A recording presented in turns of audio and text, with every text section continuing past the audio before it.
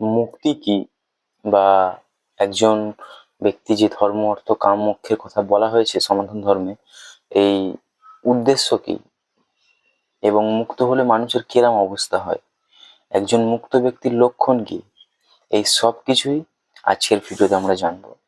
আমি এখানে কাউকে জ্ঞান দিতে আসিনি, এখানে নিজের সাথে কথা বলছি এবং এই কথাগুলি পরে যখন আমার থটের মধ্যে ভাবনার মধ্যে ক্ল্যারিটি আসার জন্যই নিজের সাথে সেলফ টক। এবং যদি এর থেকে কারোর উপকার হয়, যদি কেউ ভিডিওটি দেখে উপকার পায়, তাহলে তো সেটি খুবই ভালো কথা। যেটা ইম্পর্টেন্ট, মুক্তি বা মোক্ষ। মোক্ষ মানে কি? মোহ ক্ষয় হয়ে যাওয়া। মোহ,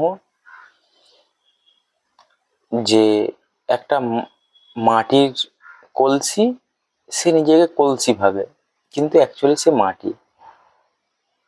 তাহলে কি সব বাকি মাটির সাথে মিশে যাচ্ছে না? সে মাটি, কিন্তু সে নিজেকে, তাকে একটা আইডেন্টিটি দেওয়া হয়েছে যে সে কলসি।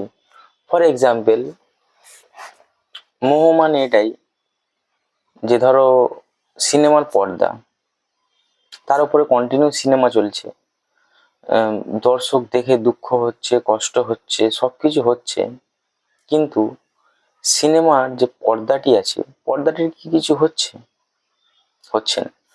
এই আন্ডারস্ট্যান্ডিংটা বুঝে নেওয়াই মুক্তি। এর জন্য বিভিন্ন পথ আছে, বিভিন্ন রাস্তা আছে। এবারে তাহলে যারা ভগবানের ভক্তি করছে, এগুলো বোঝার বিষয়। ভগবান শ্রীকৃষ্ণ মানে ভগবান বিষ্ণুর অবতার। ভগবান বিষ্ণু মানে স্পেস, আকাশ তত্ত্ব। এই যে ব্রহ্মাণ্ড, এই স্পেস, পুরো স্পেসটাই হচ্ছে ভগবান বলা যেতে পারে। তো সেখানে আকাশ তত্ত্ব রূপে ভগবানকে এক্সপ্লেন করা হয়েছে। এবারে সেটা যারা বোঝে তারা ঠিক আছে। একজন জ্ঞানী যখন সে জ্ঞান অর্জন করতে থাকে, তার ভক্তি কোনোদিন কমে যায় না, সেটা বাড়তে থাকে। তার কারণ তার রাইট আন্ডারস্ট্যান্ডিং আসতে থাকে তার মধ্যে, এবং রাইট আন্ডারস্ট্যান্ডিং এর দ্বারাই আমরা অ্যাকচুয়াল মোক্ষে পৌঁছাতে পারি। আন্ডারস্ট্যান্ডিং ছাড়া পৌঁছানো কখনোই সম্ভব নয়। তাই আন্ডারস্ট্যান্ডিংটা অবশ্যই ইম্পর্টেন্ট। কতটা ইম্পর্টেন্ট মানে একজন ভক্ত যে সময়টা লাগে, বাট একজন যে জ্ঞানী হয় তার অতটা সময় লাগে না সেখানে পৌঁছানোর জন্য, এবং সে কমপ্লিটলি স্যারেন্ডার তখনই আসে এবং একজন ভক্ত প্রকৃত জ্ঞানী হতে পারে।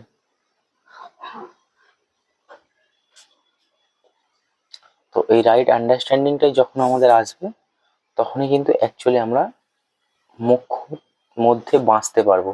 এটা কোনো পূর্বজন্ম বা এই যেগুলি কনসেপ্টগুলি আছে, অনেকের বলে যে জন্ম জন্ম ধরে এই তোমার এখানে তুমি এসছো, জন্মটা কার হচ্ছে আর মৃত্যু কার হচ্ছে?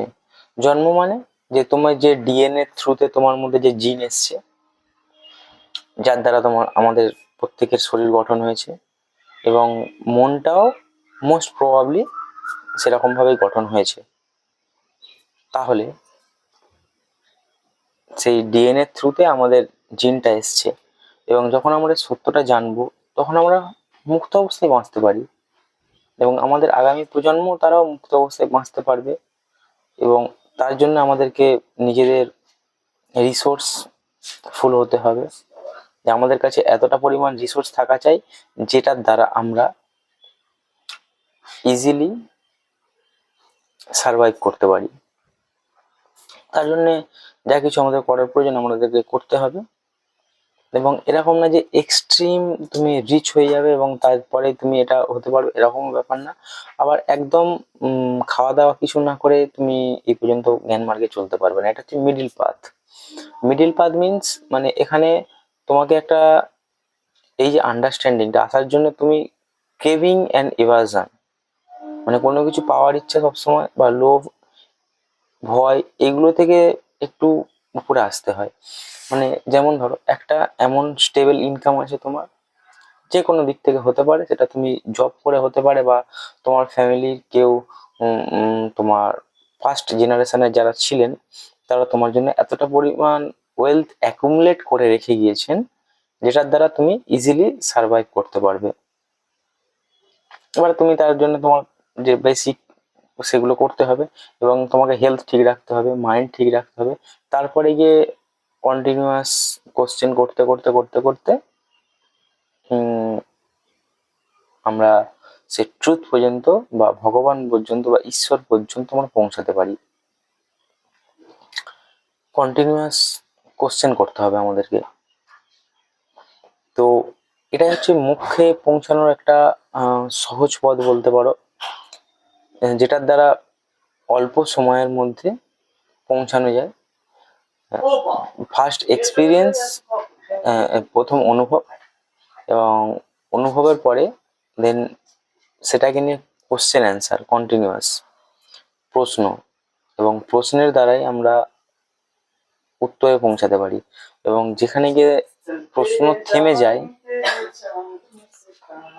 যেখানে গিয়ে আমাদের কোশ্চেন আর আসে না, মানে যার পরে কোনো কোশ্চেন করা যায় না, যেখানে কোনো প্রশ্ন নেই, যেখানে কোনো মৃত্যু নেই, যেখানে কোনো জন্ম নেই, সেইখানে যখন আমরা গিয়ে পৌঁছাই, তখনই কিন্তু আমরা অ্যাকচুয়াল মোক্ষ বা মুক্তি সেটাকে অনুভব করি। সেটা কোনো বাইরের জীবনের কথা নয়, সেটা কোনো 10 জন্ম পরে হবে এরকমও কোনো কথা নয়। সেটা এই জন্মেই হতে পারে, এখনই হতে পারে। শুধু আমাদের শরীর মন ঠিক থাকতে হবে, থাকলেই হবে। এবং শরীর মন ঠিক রাখার জন্য যা যা করার প্রয়োজন সেই সেই জিনিসগুলো আমাদেরকে করতে হবে। এবং ফার্স্ট যেটা আমাদের ইম্পর্টেন্ট, শরীর তো আমাদের ইয়ং যারা আছে তার শরীর সবার ঠিকই আছে, মনটা ঠিক করতে হবে। এবং যারা বয়স্ক, যাদের বয়স হয়ে গেছে, তাদের মধ্যে এটা একটু দেরি হয়, কারণ তাদের শরীরটা অলরেডি ঠিক নেই বলা যেতে পারে, বা তারা সেই অনুভূতিতে যাওয়ার জন্য দুটো জিনিস প্রয়োজন। একটা হচ্ছে গিয়ে জ্ঞানও প্রয়োজন, একটা বোধও প্রয়োজন। কারণ আমার যদি হিরে সম্পর্কে জানা না থাকে, তাহলে আমি কিন্তু সেটাকে কাঁচের টুকরো ভাববো। তাহলে একটি হিরে কতটা ইম্পর্টেন্স সেটা আমরা কখন বুঝতে পারি? যখন আমরা হিরে সম্পর্কে রাইট আন্ডারস্ট্যান্ডিং থাকবে, হিরে সম্পর্কে জ্ঞান থাকবে। বাট যখন আমাদের মধ্যে সেই জ্ঞানটা নেই, কিন্তু আমার কাছে সেটা আছে, তাহলে আমি সেটাকে কাঁচের টুকরো মনে করব, তাই না? তাহলে দুটো জিনিস প্রয়োজন, এক্সপিরিয়েন্সও থাকতে হবে। যেমন ধরো কেউ রসগোল্লা কোনোদিন খায়নি, তাকে স্বাদ কিভাবে বোঝানো যেতে পারে, তাই না? তো সেই জন্য তাকে স্বাদ বোঝাতে গেলে যেটা প্রয়োজন সেটা হলো তাকে খাওয়াতে হবে, এবং সেই সম্পর্কে যে নলেজগুলি আছে সেই নলেজগুলি তাকে দিতে হবে। The both are importance, the experience and the knowledge and experience, দুটো যখন মিশবে তখনই কিন্তু অ্যাকচুয়াল যে মোক্ষ সেখানে সেটা তুমি অনুভব করতে পারবে। বাট উইদাউট কোনো একটা যদি মিসিং থাকে তাহলে কিন্তু হবে না। তাই দুটো জিনিসই প্রয়োজন, অনুভূতিও প্রয়োজন, জ্ঞানও প্রয়োজন। দুটো যখন কম্বিনেশন হবে তখনই কিন্তু হবে। এবং এটা কোনো যে কারুর একার অধিকার আছে এরকম কোনো ব্যাপার না, এটা সবাই জানার একটা সুযোগ। জানার জন্য একটা জিনিসই ইম্পর্টেন্ট, সেটা হচ্ছে তাকে জানার ইচ্ছা। কেউ যদি জানার ইচ্ছা যদি কারোর থাকে তাহলে সে অবশ্যই জানতে পারে। এবং দ্বিতীয় হচ্ছে সাহস এবং জানার ইচ্ছা, এই দুটো যদি কারোর থাকে সে এই মোক্ষ পর্যন্ত পৌঁছাতে পারে। এই মোক্ষ পর্যন্ত পৌঁছানোর জন্য এই একটাই মাত্র ক্রাইটেরিয়া, যে তাকে মুমুক্ষু হতে হবে, তাকে জানার ইচ্ছা থাকতে হবে। এবং অতীতে যারা জেনেছে তাদের মধ্যে জানার ইচ্ছাটাই ছিল, আর বাকি কোনো কিছুই অতটা ইম্পর্টেন্স না। ধন্যবাদ। হরি ওম তৎসৎ।